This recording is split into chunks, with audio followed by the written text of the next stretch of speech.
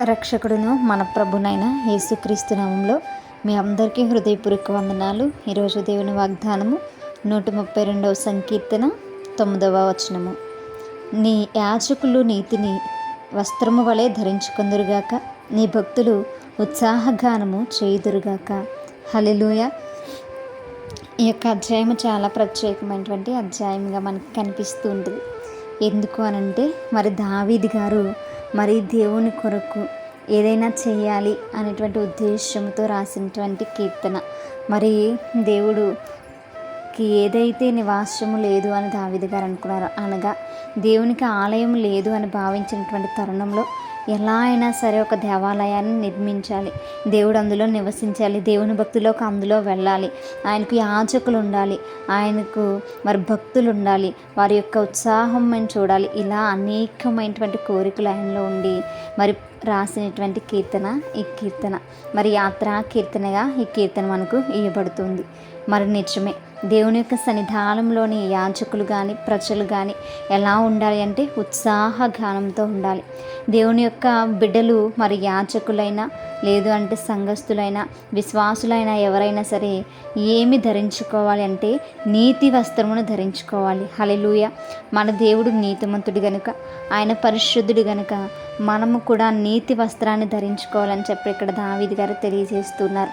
నిజంగా ఎంత గొప్ప మాటలో కదా.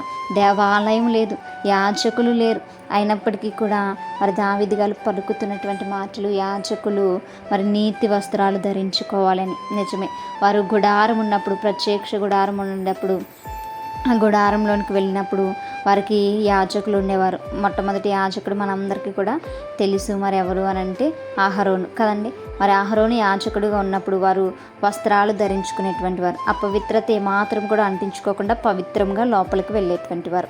అయితే ఈరోజు ఉన్నటువంటి యాజకులు కూడా అట్టి రీతిగానే ఉండాలని దావీదు గారు తెలియజేస్తున్నారు. ఈరోజు నీతినే వస్త్రముగా ధరించుకోమని సెలవిస్తున్నారు. ఆ రోజు ప్రత్యేకమైనటువంటి వస్త్రాలు యాజకుడికి ఉండేవి, కానీ ఈరోజు నీతినే వస్త్రముగా ధరించుకోవాలి. నీతి ప్రతి ఒక్కరికి కూడా ఉండాలి, అది దేవుని వలన కలిగేది. దేవుని యందు విశ్వాసం ఉంచితే మనకు నీతిగా ఎంచబడుతుంటుంది. ఆ విశ్వాసం, ఆ నీతిని మనం వస్త్రాలుగా ధరించుకోవాలని ఇక్కడ దావీదు గారు తెలియచేస్తున్నారు.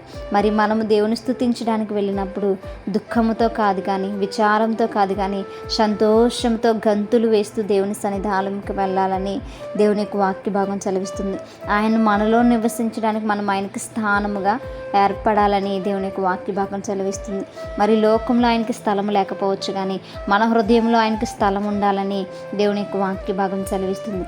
కాబట్టి మరి మనము కదిలేటువంటి దేవాలయం, మనము దేవుడు నివసించడానికి యోగ్యులమైనటువంటి దేవాలయాలుగా మనం ఉండాలని దేవుని యొక్క వాక్య భాగం చదివిస్తుంది. కాబట్టి మనం ఎల్లప్పుడూ కూడా మరి ఉత్సాహంతో దేవుని ఆరాధించుదాం. మనము నీతి వస్త్రాలు ధరించుకుని దేవుని సమీపించుదాం, ఆయనతో సహవాసం చేద్దాం.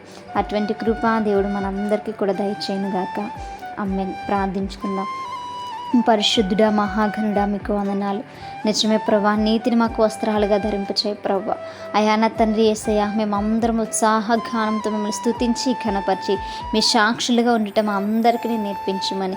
అయా మేము నా తండ్రి కదలినటువంటి ఆలయాలుగా కాదు కానీ, అయా ఉజ్జీవం లేనటువంటి ఆలయాలుగా కాదు కానీ, నువ్వు నివసించడానికి అంగీకారమైనటువంటి ఆలయాలుగా ఉండటకు సహాయం దయచేయమని ప్రార్థన దయచేసి మీ పాదసని చేర్చుకోమని యేసయ్య అతి పరిశుద్ధ నామములో అతి మిక్కిలి నేమగా బ్రతిమలాడి వేడుకుని పొందించిన మా ప్రియ పరలోకపు మా కన్న తండ్రి. Praise the Lord everyone. May God bless you all.